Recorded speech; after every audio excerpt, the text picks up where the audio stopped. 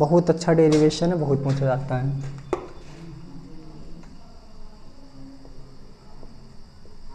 समांतर प्लेट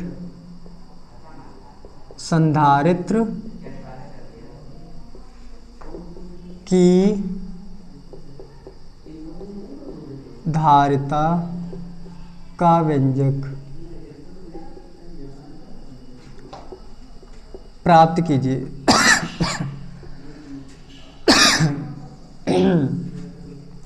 अच्छा डेरिवेशन है, काफ़ी बार पूछा जाता है, तो अच्छे से समझना, इसमें कोई समस्या नहीं होनी चाहिए आप लोगों को।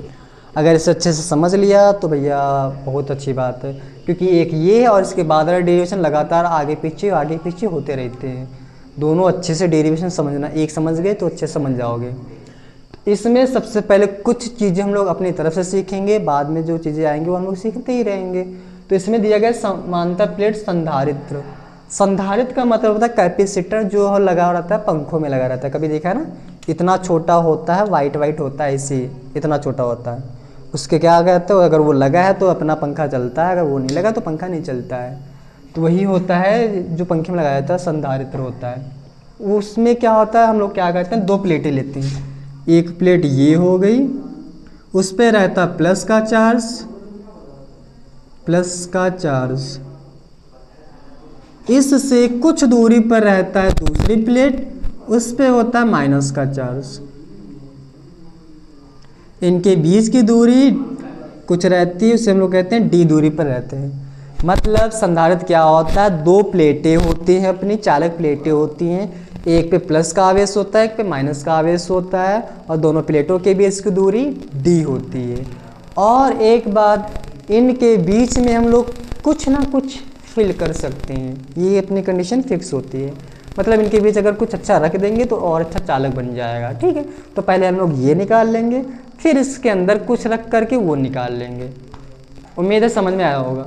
तो हमको क्या, समांतर प्लेट संधारित्र की धारिता का व्यंजक प्राप्त करना है। हमको पता है कि दो प्लेटों के बीच वैद्युत क्षेत्र की तीव्रता कितनी उत्पन्न होती है।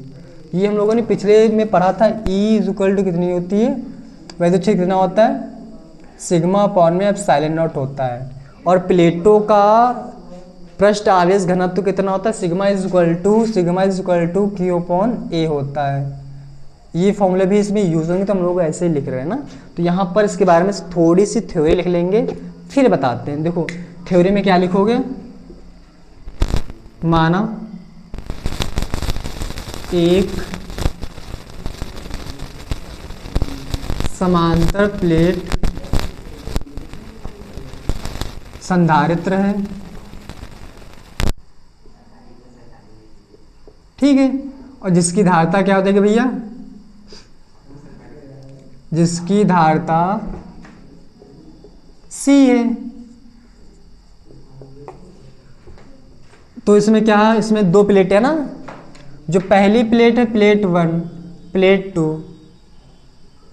पहली प्लेट पे धन आवेश तथा दूसरी प्लेट पे ऋण आवेश आवेशित है। तो क्या लिखोगे, जिसके प्लेट 1 पर धनावेश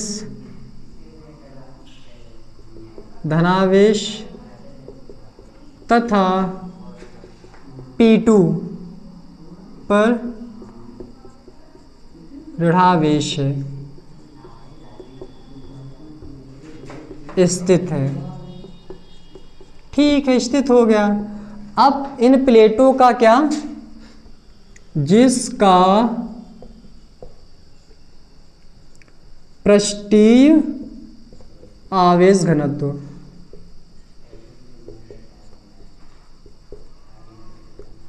भैया पृष्ठीय आवेश घनत्व क्या होता है, सिग्मा इज इक्वल टू होता है Q/A।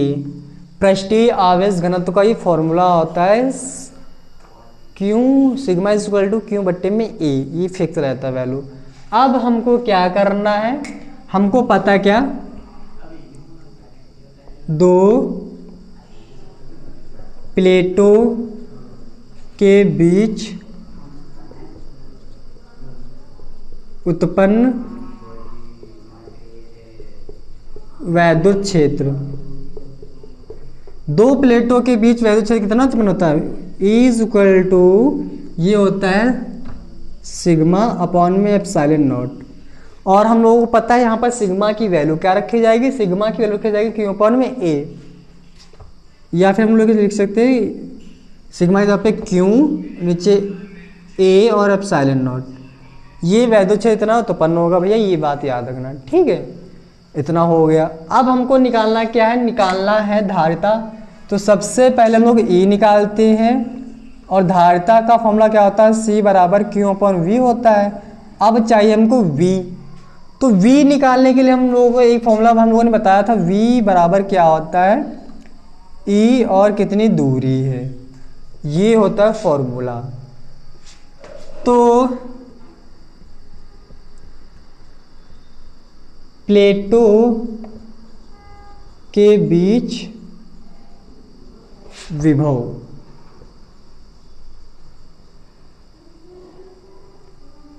विभवांतर, तो भैया कितना उत्पन्न हो रहा है, उत्पन्न हो रहा है अपना V is equal to E D, ठीक है।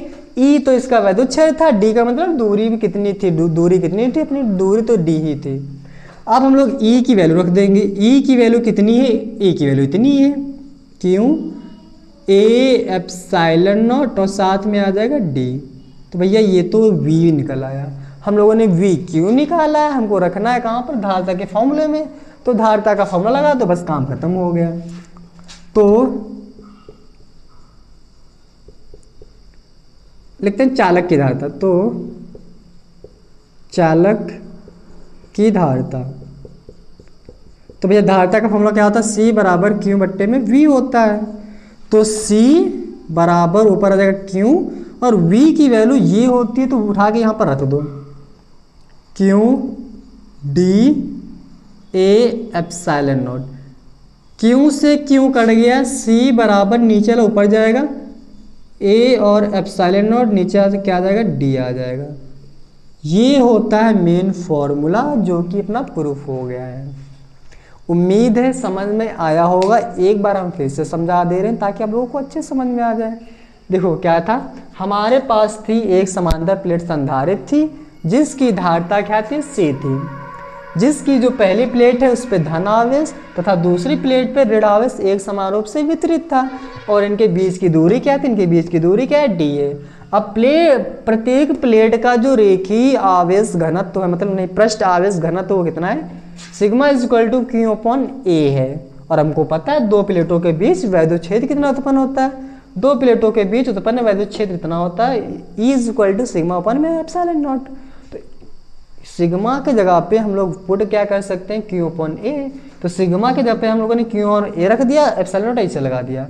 ये वैद्युत क्षेत्र इतना उत्पन्न हो रहा है, ये बात याद रखना।